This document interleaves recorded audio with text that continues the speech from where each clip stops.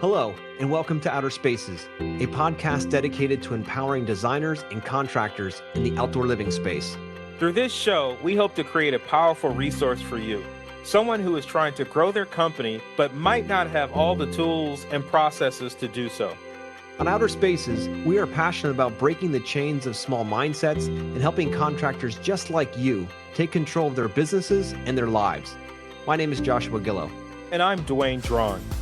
Through our 40 years of combined dirt under the nails experience, we look forward to sharing tips, strategies, and other contractor success stories here on the Outer Spaces podcast. Without further ado, let's get on with the show. Hello and welcome back to the Outer Spaces podcast. This is your host, Joshua Gill, flying solo today. And we have two special guests on today, which we normally have one, so we're going to have two today. One is the marketing director at Groundworks Land Design, and the next is the vice president at Groundworks Land Design, Joe Stark and Dave DiGregorio. I knew I was going to get that. See, that I even hyphenated it. So welcome, guys. Welcome to the show. How are you doing today? Good, man. Thanks for having us. No, absolutely. I can't wait to hear your story and get into, what you guys are up to. So tell us a little bit about what you're doing now, and then we'll get into your background story. So what are you guys up to? Yeah, sure. Dave, you want to kick us off? Yeah. So generally speaking, top line, we're like a lot of people out there, design, build, maintain, focus on high-end residential. We do some commercial work, but we found our niche in the high-end residential market and delivering professional service. Something we've always wanted to do is restore professionalism to our industry, which has unfortunately a bad stigma of lack of professionalism. So that's always been at the forefront for us. But we're doing a ton of outdoor living space, design build work, ton of, the roof, outdoor patio, bar, TV, heaters, the whole bit. That's really becoming a big piece of our pie, and the fact that we can kind of put it all together for clients, design it from our amazing design team, bring it to life, and we kind of concierge them the whole way through, where it's not pieces parted out. It's all start to finish through Groundworks. We've just kind of built from there. I love it. And you guys are in Ohio, right? What part of Ohio? Yeah, so we're in Westlake, Ohio, but it's a west side. Okay, cool. And how long have you guys been doing it? Oh, man. Well, the company is about 13 years old, and very, very proud of that. Kind of started bootstrap start, if you will. Kind of rags to riches story. I'm sure we'll get into that. But it's funny because we were chatting just before we jumped on with you, and I'm the marketing guy, and I've never landscaped in my life, and I've only been on board for about 2.5 years, but I promise we'll bring some value to this show. And Dave's been on board a little bit longer. Nice. Yeah, and I'm just your classic, learned how to use the choke on a weed whacker 10 years ago and never left. It's got sucked in, but here we are 10 years later, and it's been a fun ride, and there's every landscaper knows there's ups and there's downs, but the rewarding side of things just kind of keeps you coming back. I love it, guys. So, all right, so let's back it up a little bit. Take me back to the beginning, once upon a time, if you will, and let us know how you guys got into this industry, and if you originally came from this industry, and what the hell directed you this way. Shoot. Sure. I'll start, and then I'll let Dave share kind of a fun, little bit more entertaining story. But I grew up in the Cleveland area, actually Bay Village, the same city I'm in now, and it's actually a market that we service quite frequently. But went off to college, and then I was always drawn to the bigger city. So I was in Chicago for about 10 years, the capital of the Midwest, and I was always very involved with media, marketing, PR. And I worked on, a variety of brands. Specifically, my niche was in the spirits business, so did a lot with whiskey and bourbons, and even marketed, luxury brands like Porsche and Rolex. So pretty interesting that I'm now in the green industry, but it's been really exciting. I grew up with Tony Nazarella, who's the president and founder of Groundworks Land Design. And when I moved back to the Cleveland area, Bay Village specifically, about 4 years ago, you could really just kind of sense that hyper growth and that excitement that Tony had. And we would meet a lot just for coffee or for drinks. And he was kind of expressing to me that he needed someone to help him with social media. And he had all these crazy ideas. We call Tony the idea guy, right? But he needed someone to help organize it and streamline it and actually execute it.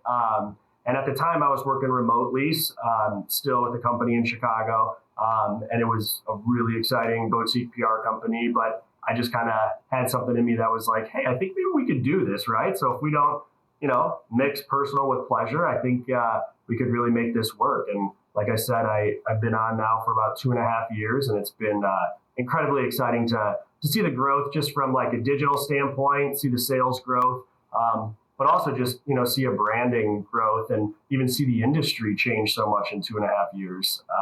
It's been a pretty crazy ride. It feels a hell of a lot longer than 2.5 years, and I mean that in the best way, but that's where I am now. So I love it. How about you, Dave? Yeah. So my story is funny.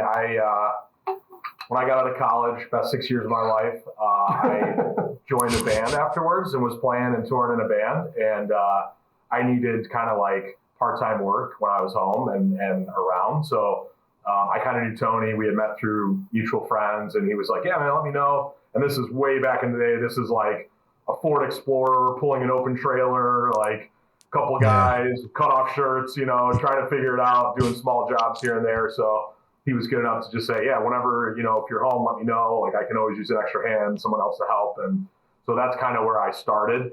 Funny enough, I had actually been fired after a year because I no-call, no-showed 2 days in a row.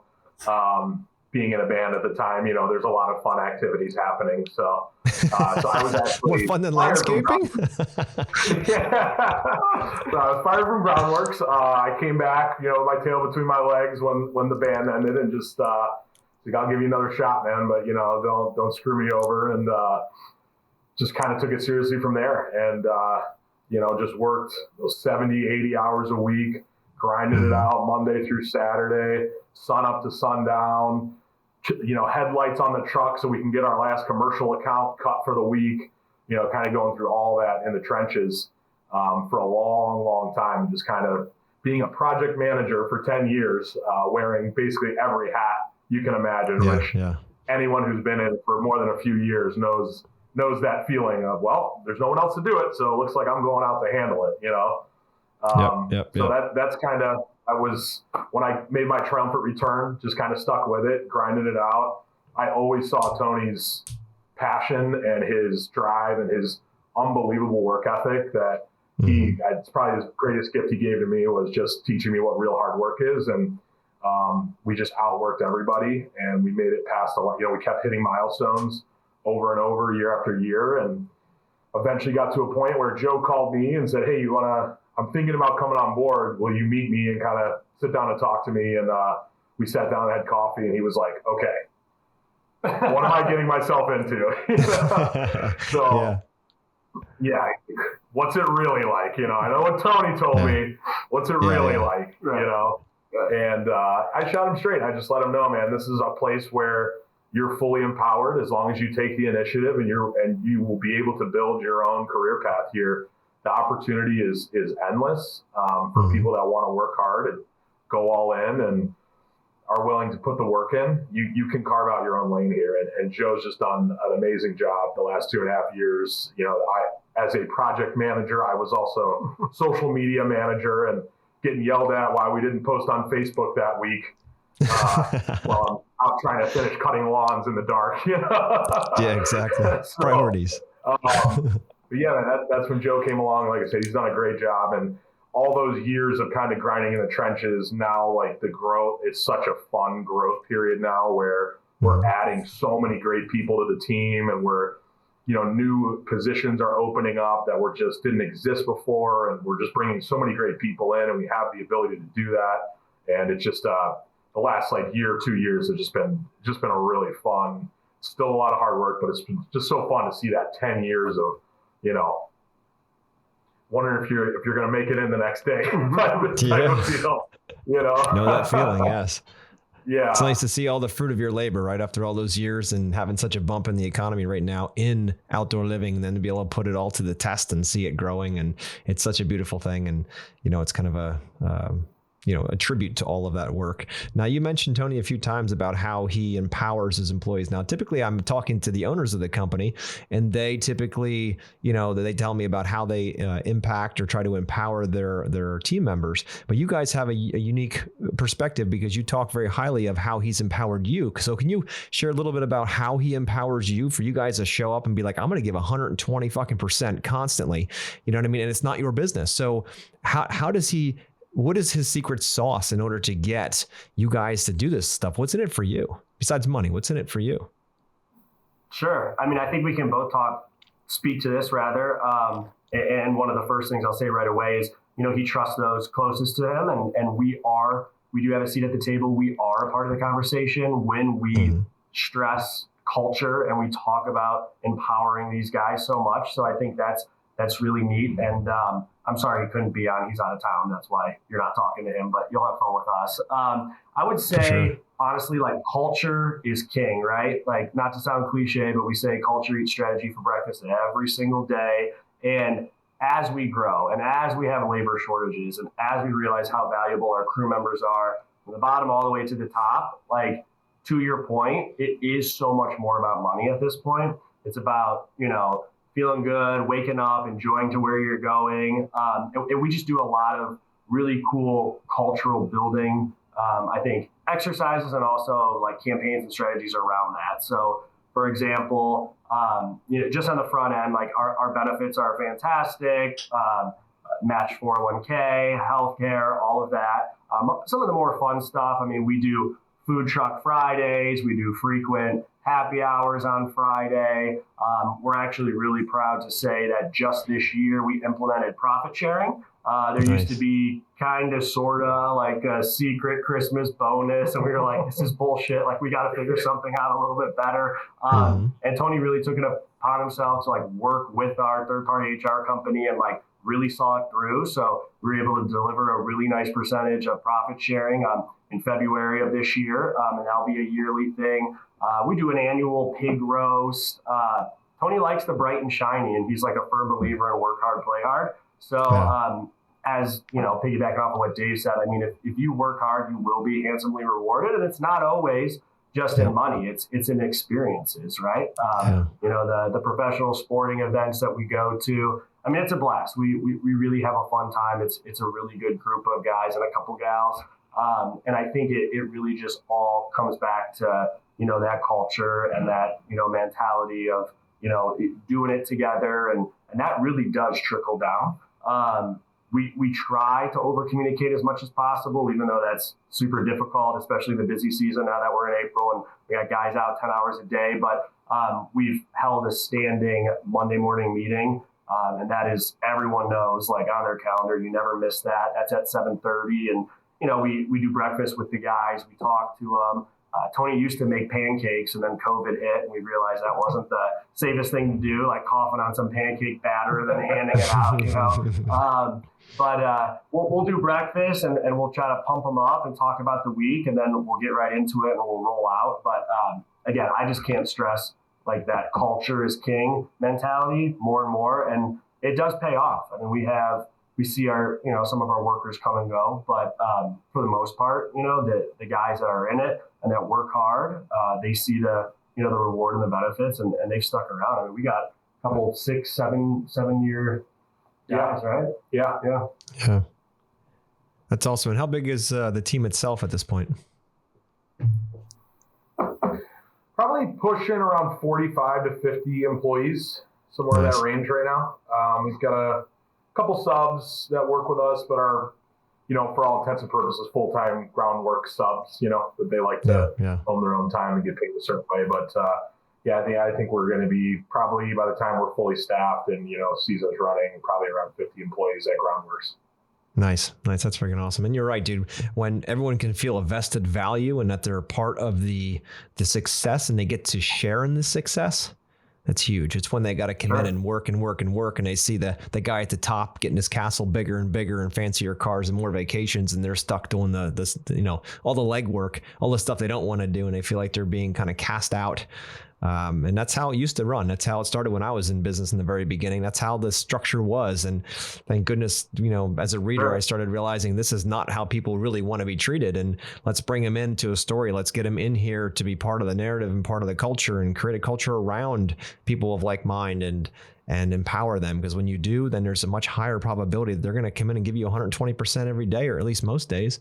And the ones that aren't cut out for that, you can tell pretty quick who has to go, right? Makes it really easy. Right away. It's usually when somebody walks in the first day, you go, well, we'll give them a chance. You can just, you never know. You can never really totally judge a book by its cover, but a lot of times within a few days, you kind of know who's going to buy into this, who's going to work their ass off, who's going to show up every day, who's going to, are they going to uphold our values? Are they going to do excellent work? Are they going to, they care about Groundwork's reputation? They know, and it's a buy-in, and we're pretty firm on like the negative side of things. When someone's not working out and they're not pulling their weight, everybody feels it. And all of our guys tell us like, hey, this guy, he's in the trailer, he's not working hard, or he's showing up late. We have no problem. I mean, the grader is far more important than one. They could be the best, paver installer ever, but if it's a bad culture fit, just doesn't work. Doesn't work. You know what I like the most about the conversation so far is you guys have talked a lot about, not just your respect for Tony, but I can feel like this ownership of the company that you guys exude. I hope the listeners can feel that too. It's like you feel like you're working for your company, even though you're part of a team, right? And there's nothing more powerful as a leader, you guys leading people and Tony leading you guys, to have that structure, feel it. And that's when a culture is truly working right, is when you guys are like, this is like my baby. Like I'm part of this family. We're all here rooting and pulling in the same direction. It's not working for him. It's working with. It's everybody working together to a common goal. So that's hats off to Tony. He's doing a hell of a job, and hats off to you guys for leading the way you are. I love it. It's really cool. Sure. It's really awesome. Cool. Glad you pick up on it. Funny, we actually, Joe and I kind of rolled out a campaign this year, internal campaign, that's literally called Own It. So we wanted to, that all surrounds on empowering employees. We wanted to kind of break that feeling of like, okay, I'm done with this, what should I do next? Okay, I'm done with this, what should I do next? So we're literally, the term Own It is just flowing around Groundworks right now. And everybody, it's like, it took a couple of weeks, but now everyone's like, how can you solve your issues on your own? Like, think of your truck and trailer, your projects as that's your business. You own that business. You tell me what your game plan is. You tell me what your, order of operations is going to be. I'll critique it, offer some insight, but the more you can own your process, own your equipment, own your projects, you're going to become so much better, feel so much more empowered to make good decisions. And sometimes it requires people fall on their face a little bit. They fall down, but those teaching moments that will help our employees, our guys grow so much more than just saying, do this, this, this, this, and this, and call me when you're done. It's like, you tell me how you're going to approach this project. When we do pre-site meetings, we get on site and go, all right, foreman, you own this job. This is your project. Mr. Smith, this is your job. What's your first steps? What are you going to do? How are you going to lay this thing out? What's your approach on it? And that's been always going towards the same results, but we wanted to flip the way we got there to help our employees feel that empowerment and feel like I get to make decisions. I know what I want to do tomorrow and Thursday and next week, and I know what's coming down the pipeline. I know what jobs are mine. It's took a little time to get rolling, but now I'm like, I hear it out in the yard, guys are rolling out and like your truck's clean. Nice job owning it. Like, oh, this waste is in the wrong pile. Let me move it. Like, even though I didn't put it there, you own that situation. Great job. My salt spreader broke. It's not working. I'm going to call the fleet manager. Actually, you know what? Hold on. Let me Google it, see if I can figure this out, how I can fix my own salt spreader. Andy knocked it out of the park, ran back to the shop, pulled out some drills, fixed the salt spreader back on the road, didn't bother anyone. Totally owned it, man. You did a great job there. So that's been a huge, huge plus, and it's really been super successful this year. And just seeing that whole culture of empowerment and ownership and allowing people to feel like they really have a say in their own destiny here and their own day-to-day and their own, kind of short-term and long-term goals. Two words, man. Like literally just own it. Completely change the culture. We're even gonna print a freaking sign that just says own it and put it in the shop and just continue to like bang them over the head with it. And it's funny. Yeah, it used to be like up until that campaign, it used to be, you know, someone messed up or someone did something good and you would just hear, you know, hey, profit sharing, like keep that in mind. And now that's like totally changed. And it's just own it, you know? So it's pretty cool to think. So something I want to mention too, I know we're talking about, you know, trying to grow internally and trying to carve your own path. Something that Tony's always been super adamant on. And it also just seems so like minor and basic to me. And sometimes he just like really harps on it. But we are constantly updating and reprinting a org chart. And we hang it. It's just a massive, really like whiteboard, but it's magnetic. And we have all the titles, but we never permanently put anyone's name there. And we intentionally do that. And, you know, you can see, you know, the magnet names now of where people are. But, you know, what that does when guys are in the shops or when we have our Monday morning meetings and they see, you know, a void in a spot or, you know, they see that we're growing and then we've printed yet another new org chart and now there's more spaces. That also really empowers them too. So, I mean, it's like the most simple stuff that you just like, you know, normally would overlook, but two words like own it or literally printing an org chart, it's insane to see that cultural shift that will happen for those that really want to buy in, you know? Absolutely. It takes a certain person, but you know when that's right. They're either in it, you know, Jocko Willink said, you know, extreme ownership, and that's own it, right? You just own the thing in front of you, regardless if it's your fault or not. And to your point earlier, you know, a lot of times owners, and I'm sure owners listening this, you know, and I know I was like this too. That's why I'm saying this. You know, I always thought that my way was the best way and they had to do it my way. And I had to train them how to do it the way I would do it because that's what I was comfortable with. Right. And the problem is that for me, 5 + 5 = 10. And for them, 2 + 8 = 10. And I couldn't get my head around, like, why would they do it that way? But they still got the same freaking result or a better one, right? So I had to realize that everybody does math differently, but they all get, the right people will get to the result faster or at least equal to your way. And if not, then you can look at, maybe you learn something from their way. And the next thing you know, you're like, hey, I'll integrate a little bit of yours and a little bit of mine, and we'll get to there even faster. So it's keeping the open mind, because that's truly when, as an owner, you can step back and keep more focus on the horizon, the vision for the company, so that everyone can be constantly running on all cylinders. This is a bigger piece of it all, but understanding that other people have other ways to do it, and that it will probably be better than yours, to be able to make yourself a bit more humbled. It's going to absolutely help you in that growth. But hats off to you guys. That's awesome. I'm glad the culture is so strong. And obviously it's because you guys have an open mind for empowerment. It's really cool. Now, Joe, you mentioned that you're a marketing director, you know, at Groundwork. So tell me about some of the trends you're seeing and changing, you know, with social media and all that stuff. What are you guys doing? Have you found any gold nuggets you want to share with our listeners who are struggling with social or struggling with, you know, getting their company flying? So what are some thoughts you got? What'd you guys find out? Yeah, sure.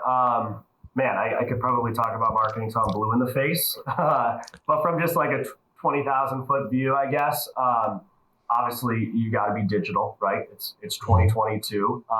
I think just when I came on, I kind of had like a multifaceted approach, but like the main things that we wanted to do were, we wanted to do like a major rebrand, right? But, you know, for purpose of this conversation, the other thing we wanted to do was make sure that we were, like in Tony's words, everywhere online, right?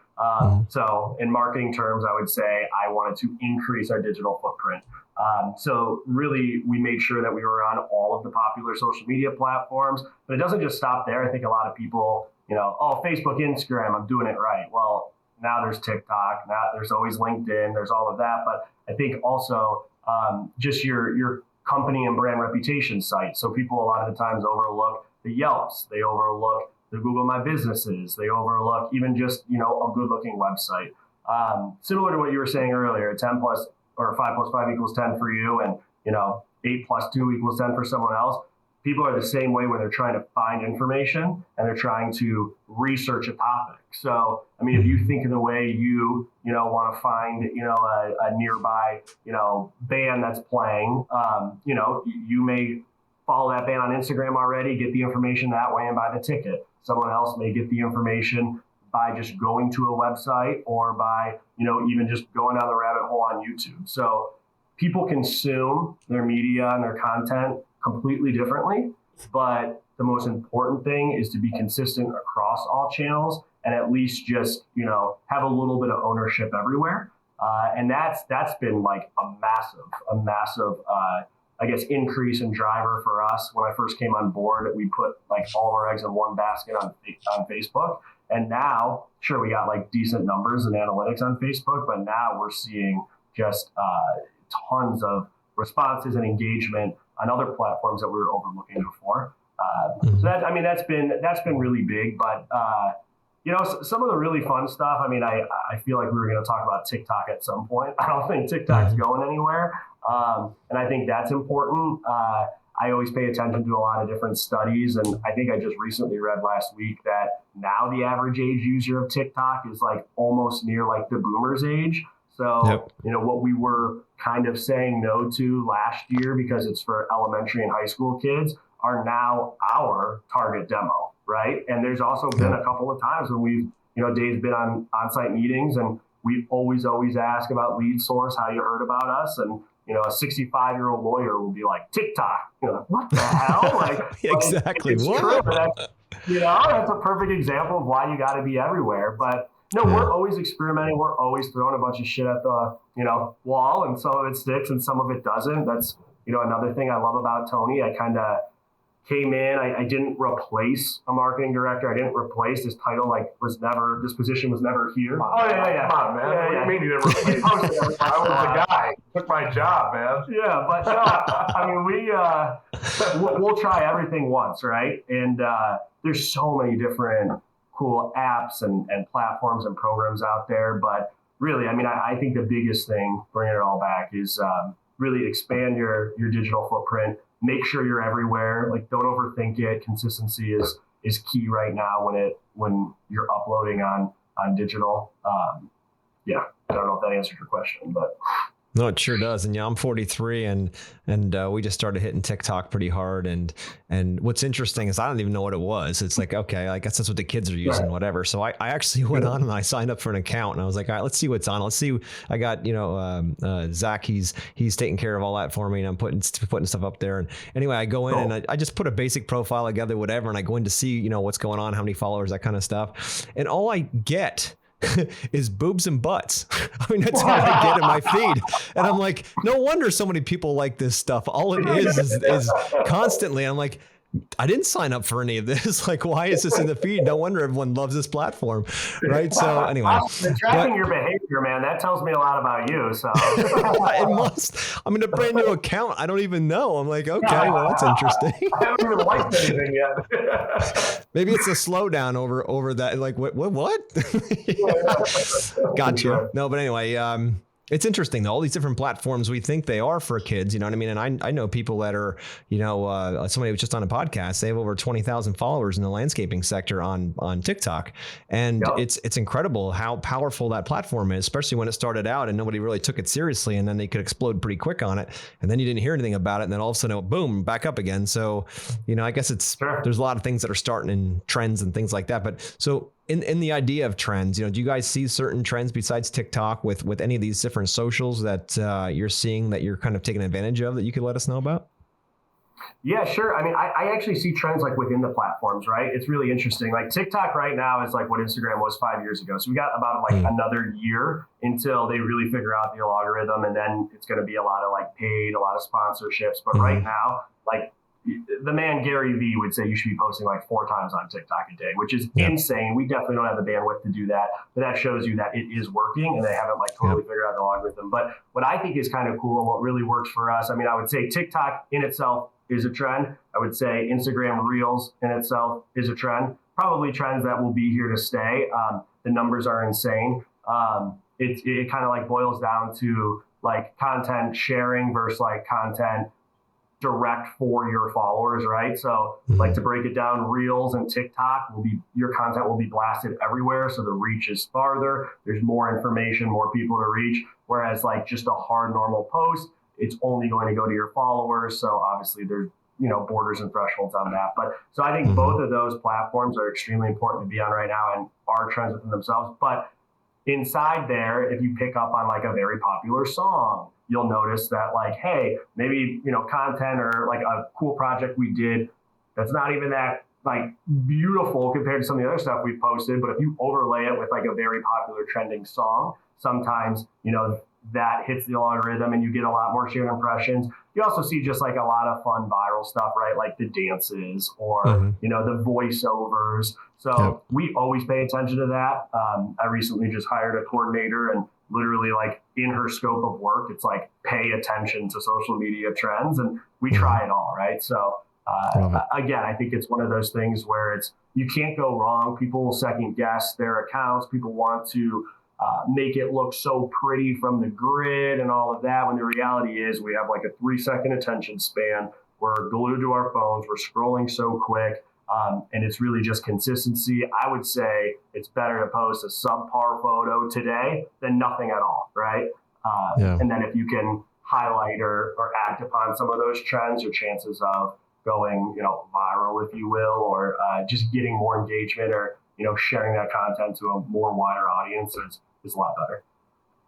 Yeah, no, I love that. And it's, so if I were, say somebody new to TikTok or Reels, these kinds of things, what do we look for? Like, what should I be shooting? How long? What kind of content? And, I've been always the philosophy of consistency over perfection, right? It's better to have 40 imperfect videos going out than it is to have 3 perfect ones, right? Because it's all about the strength in numbers. So what kind of content do you think works best? What have you found in the landscaping industry for the TikToks and the Reels? Sure. That's an awesome question.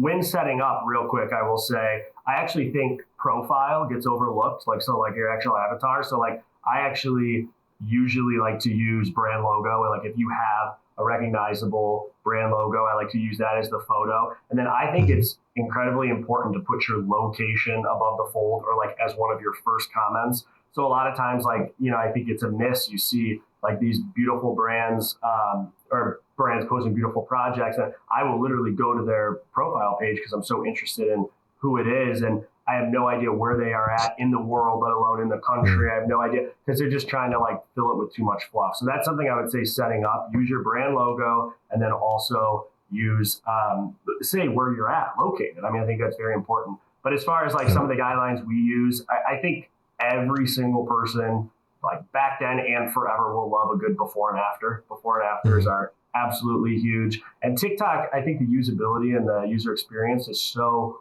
easy that not only can, you post a cool before and after, but like with a couple clicks of a buttons, you can time it up with a song and do a cool transition and it looks like semi-professional, right?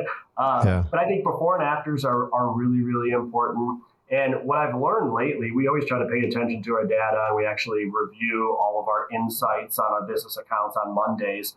2 that have really, really performed well as of recently are, 1, people like the actual project work, the like what's going on now work. Like there was a time when I would visit a site and I would be like, wow, this is going to be amazing. But I would overthink it. I'd be like, I'm coming back in 2 weeks once that fireplace is done and the gas lines are hooked up so the fire can be on and it's going to look beautiful. But people actually like that, like current, like kind of that raw in the moment. I posted a video, a TikTok, and then put it to a reel like last week. And I literally just held my phone and kind of flew through the project site. And I mean, there was shit everywhere. And, there was, some of the countertops in the outdoor kitchen weren't even set up. And it's like one of my top performers of 2022, because I think people just kind of like to see the progress picture, if they will. So that's big. And then something else that I used to not do a lot, but now I'm noticing just from my personal engagement, or our brand's personal engagement rather, is people like to see other people. I don't know what it is. We like to look at each other. We like to look in the mirror. Who knows? But like we will post insane like backyard, full outdoor living space. And then the next day we will literally post like a picture of a guy trying on a new coat we got him. And the guy putting on the coat will perform better than the $300,000, back patio. And I think it's really come down to just based on like what we've tested is people really like seeing other people. So whether they want to, think to be in their shoes, whether they, just relate better to, I know that company, it's good to see that I'm seeing their employees. I really don't have an answer for what it is, but anytime we post like the actual employees, it performs awesome. I'd like to think it's because we're all good looking, but of course, we got some interesting people on our team. I love it. Now, do you ever flip the camera around and you start talking, or is it always about, taking a video of others working? Like, how do you balance that out? I almost never get in front of the camera. I swear I don't. But as of lately, I've enjoyed the little, the advertorial, tell them what's going on. But yeah, no, that's something we've talked a lot about too. I always try to give like perspective of the viewer. So people don't see me often. They see Tony a lot. They see Dave a lot. They see a lot of our foremen and our project managers. Once in a while, I'll, kind of point so they can see my finger where I'm pointing to, but, for me, I'm kind of like the content creator, if you will. I'm not the landscaper. I think Dave said it one time. It's my job to make other people look great, So that's what I do, and I love it, man. Nice. I love that. He makes us look good. That's a job right there, right? I love it. Cool. So, that's definitely good stuff. It sounds really good. So as far as you guys have been together, you said what, Joe, about 2.5 years you've been on the team? Yeah, about 2.5 years for me. Yep. And Dave, you've been there, but you said 10 years? Yeah. Yep. Yeah. Well, 10 years now. 10. What are some of the lessons? There's a little bit there. What are some of the lessons that you guys learned coming together? It sounded like, Dave, some of your responsibilities were kind of handed on to Joe, and he's kind of taken them on. And what are some of the things you learned along the way, some of the lessons you learned along the way about handing the responsibility off to someone else? So many listeners are, independent owners, and they have a hard time, like I mentioned before, the 5 and 5 and the 2 and 8, right? So like handing hats off, handing responsibilities off. How do you do that in a way that you can trust that it's going to be done really well? How do you do that?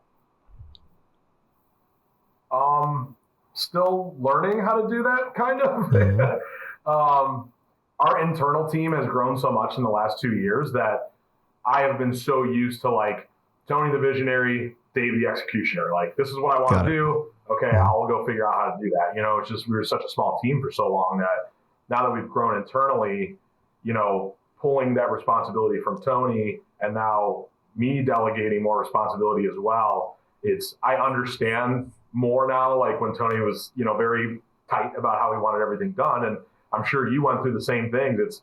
It's really hard to do and to feel really comfortable knowing that, like, I still ask, like, I asked our director of technology today, like, okay, but how do you know when that's done? How are you reminding yourself that those tasks are completed? Mm-hmm. Like, I know you know what to do, but how do you, I'm like finding myself asking you those questions that I normally would do. Like, how do you remind yourself? Because I know how I remind myself that this piece is done so I can move on to the next 800 tasks for the day, Yeah. But, it's a little bit of it is a kind of a test period when new people come on, and especially on the management level, of just, you have to kind of trust. And like I mentioned before with the own it thing is you sort of have to allow some of that fall on your face. You have to allow some mistakes because the back end growth and value of that is exponentially valuable compared to you completed one task the way I wanted you to complete it, letting people have enough freedom, but also having those checks and balances to make sure that when you do this, you're still aligning with our values. You're still, delivering that product the way that all of our clients have, come to know and expect out of us.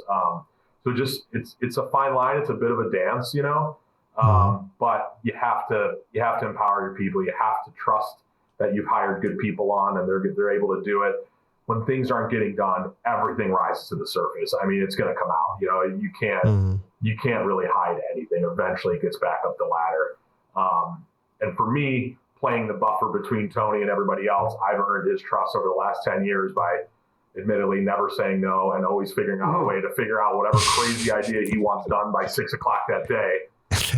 I've been a huge enabler, and everybody around me goes, you always say yes. You got to start saying no. I'm like, I can't. So I hold that ultimate trust, I feel like, with Tony, where he knows that if I'm still there and I'm working with these people, he knows I won't let that go by the wayside. So that's been very helpful for him to be able to focus his attention on top line stuff, on the business type of stuff, business development, acquisition, really dealing with those top line things and then trusting, kind of down the line as that goes. But like I said, I think the biggest thing we've done is just let people find their own formula to get to 10, find your own way. And as long as we're getting the same results or better, we're all about it, and Tony's always been open. If you have a better way to do it, I am all about that. All I care about is efficiency, profit, that we are getting things done. If you've got a better way to do it, tell me what that is. Let's test it. And if it works, then that's a better way to do it. Then we're doing that from now on, So having that open-mindedness and not being too stubborn about everything. Now he is very precise on everything being absolutely perfect all the time. So I think that's a kind of a hard expectation to meet all the time, and can be frustrating sometimes, but it's all in the name of excellence, which is one of our, it's one of our big pillars is everything. We want everything to be perfect and everything to be excellent, everything to be far and above every one of our competitors, like by a lot. So we can really distinguish ourselves as that's a groundworks job. That's a groundworks property, that's a groundworks truck. That's a groundworks employee, all around. I love that. And I often think about the, a child when it learns to walk, right? You don't have a baby and, all of a sudden it tries to walk and it stumbles and falls. I'm like, all right, kid, sorry. You're not cut out for this walking thing. Just go sit in your stroller or whatever. Right? Like you're just never going to walk. It's just what it is, right? Yeah, not going to happen. So we let them walk, we let them fall, we let them get back up, and eventually they can walk and then they can run and then they're carrying us around. So it's the same with employees when it comes down to it. And team members, you got to give them space. They're going to fall. They're going to make mistakes. Hell, we're not perfect. So if we sit here and think, oh, they got to do everything perfectly and all that, like no mistakes, I don't want to lose any money. You're never going to make any money that way either, because you could lose money too, don't forget, as the owner, right? So others typically spend a little more time focusing on their column, their pillar that they're focusing on, their lane, if you will. And there's a higher probability that they won't make those mistakes. So anyone out there that's looking to, grow their team, but is scared because of handing things off, maybe it's in the bookkeeping side, or maybe it's in the field, or maybe it's in the design side, whatever it might be. All I'm going to tell you is, as soon as you do it, mark my words, and these guys will back me up on this. Mark my words. As soon as you do it, you're going to kick yourself in the ass for not doing it 10 years earlier. Am I right, guys? Absolutely right. And you said growth, and I think that's also just a key word to focus on, because Tony, he's got that entrepreneurial spirit. He is quite the entrepreneur himself. He's always had his eyes on bigger, right? He salivates over bigger and better. And it was interesting because since even I've been on for the short 2.5 years, the past year, the shift that I've seen in just, delegating the work has been massive. And I think that's the bigger conversation that we'll have sometimes, where, you are going to eventually plateau, and you cannot get any bigger, any larger, if you kind of stay where you are and you continue to try to own everything and do things your way, right? That's right. And we say a lot around here, we mean this with the utmost respect, but Tony's built such an incredible company, but we're at this hypergrowth phase right now where we are no longer working for Tony. We are working for Groundworks Land Design. And when everyone kind of starts to feel that, it's incredible. And you can actually see, okay, he's doing it right. I'm going to let him be. I'm going to let go a little bit. And just that, back to everything we've been saying on this podcast, that empowerment, everything has been huge. But for any of the listeners that are about the size we're at, and, maybe they've been there for a couple of years, or maybe they have, dreams to grow larger the same way we do, it really is about delegating that work. And I mean, gosh, even the past 6 months, the amount of job opportunities that have opened have been insane. And I think the big thing too is our office staff is quickly becoming more folks from outside of the industry. And I think that's a whole different conversation, a whole different podcast episode, because just the different perspective and approach you can have to kind of break down, the old school green industry mentality, it can also be very, very beneficial, but that's still all kind of parallels with, letting go, letting people do things their own way. But the growth would not have happened the past 2.5 years. The recent acquisitions would not have happened if he didn't finally, trust the ones around him and let go and let them kind of run their ship, right? It's kind of like a basket, Josh. You're the owner, and you have all your things that you've developed over all these years. I'd sneak in and I'd grab one and run away. That's mine now. I'd grab another one. All right, that's mine now. And the basket's gotten lighter and lighter, but the fruit of that has just gotten so much better. And that's so cool. Great people are just great people. They're going to go to bat for you. The growth becomes exponential, but it's a really hard thing to do when you're at, when you hit that first million or you get to 3 million or 5, wherever you're at in your cut, it's really hard because you as the owner know exactly what you want. You know exactly how you want this thing to run. And it's really hard to let go of that. But when you find someone you can run with and someone that really has your best interests, and you take care of them and you really let them kind of do things, a little bit of their twist with your approval, of course. I mean, things just start to take off exponentially from there. That's where we're at now. We're just adding great people to the internal team, great people to the field staff. And it's a really fun time at Groundworks right now. Own it. I love it, baby. I love it. Who owns that? That's what I hear a lot too now. Wait, who owns it? Something happens. You go, who owns that? Who owns that? No, all right, we need to figure out who owns that. It's so powerful though, guys. It's such a psychological power that, everyone is looking to help and fix and move things as much as they possibly can to help the entire team out. That's just amazing. I mean, it's more about having seeing the teams grow and own what's going on and having the inner wisdom to make decisions for themselves and the empowerment. That is the biggest piece. Now, what are some trends you guys see in the outdoor living design build world? Some things that you're doing now that you weren't doing like 2 years ago or adding to projects. What are maybe top 2 things here before we wrap up? Everybody wants a roof now. Everybody wants a roof over their patios. That's that went from a couple a year, might happen here or there, to it's the staple now. Everybody that calls in, they want the roof, fireplace, TV, and I mean, it's amazing, especially in Cleveland where we live, where the summer season is short to begin with. And, in PA, it cuts down. So now that we're building these roof structures and we're adding, heated elements that can actually extend that patio season between the fireplace, bromic heaters and just all, fire tables, just things that extend that outdoor season well into the fall, well into football season. It's that's been so big, and we've seen so much of that and such a big uptrend in just roof structures. Nobody's really doing pergolas much often anymore. I want a full covered structure. I want the fans in there, the lights, the whole bit. I want to be able to extend my patio season instead of just summer months. Now it's March to December, and we got some really hardcore guys out there grilling all winter long, with their heaters on, and nice. They got the infrared grills, and they're sending us pictures of grilling on Valentine's Day type of deal. So it's that's probably been the biggest uptrend for sure. Is the full covered shingled roof structure. I tell everyone the outdoor living space is the new man cave, 100%. Wouldn't you back that? It is. The kegerators and the TV and it's how crazy, how far will you go? What would you say number 2 is? Turf? Turf is probably the next biggest uptrend as we're seeing is artificial turf. Nice. We're seeing a ton of people putting it in. I think it's going to just be totally explode over the next couple of years, and we're going to see way more integration. We're integrating in our designs a lot more. Not totally replacing the lawn space, but kind of, supplementing, especially areas that are really wet or have issues with moisture or drainage, that extends it too. People have kids, people have dogs, and they just get sick of wiping off feet, wiping off paws. And when we can incorporate some of those turf areas, around patios, in between pavers, different designs, it's an all year mud-free zone. It's essentially a patio, and the turf quality has come so far that we've just seen a huge uptrend. I think we're gonna continue to see it with things like seed and fertilizers just going through the roof. That price gap is starting to close a little bit more too. Where it's not so crazy that people are willing to take that leap.